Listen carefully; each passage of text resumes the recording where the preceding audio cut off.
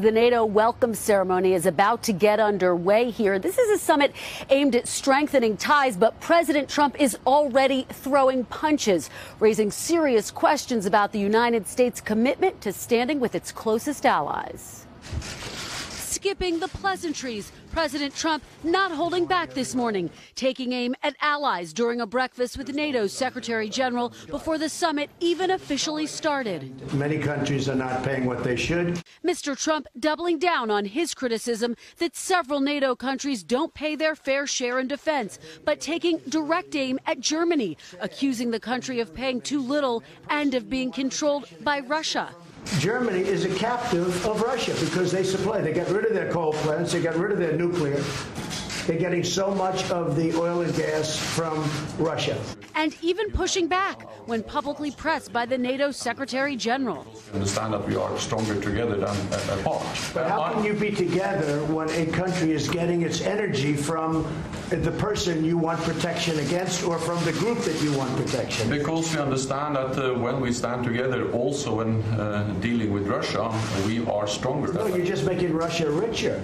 It's a remarkable start to a summit that's already been rattled by the president's tough talk.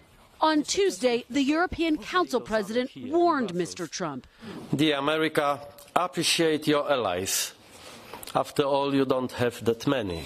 The president on a week-long four-country trip of Europe.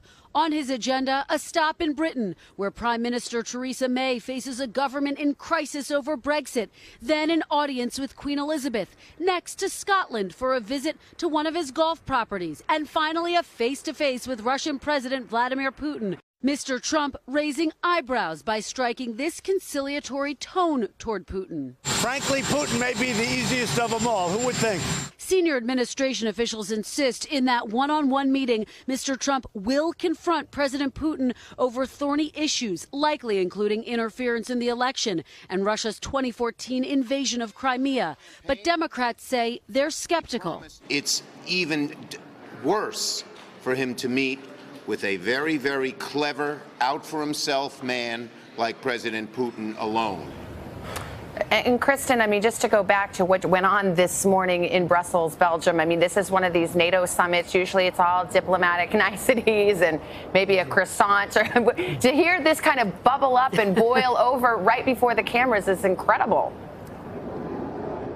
It is. Look, the German Chancellor Angela Merkel responded by saying she expects difficult discussions. Still, Savannah, the extraordinary nature of the president's public tongue-lashing cannot be overstated. These summits are all about optics and tone, and on both fronts, President Trump was confrontational. Now, it's not totally unexpected. Look at what happened at the last NATO summit. He broke with diplomatic protocols, in one instance, even shoving the prime minister of Montenegro. But in this instance, the backdrop is different. He's been openly feuding with allies over trade and a range of other issues. And the key concern is that could weaken these alliances and strengthen Vladimir Putin's hand heading into that critical face-to-face next week. Savannah. Yeah, people will be watching the body language of the Putin summit and comparing for sure. Kristen, thank you very much. Hello, Today fans. Thanks for checking out our YouTube channel. Subscribe by clicking that button down there and click on any of the videos over here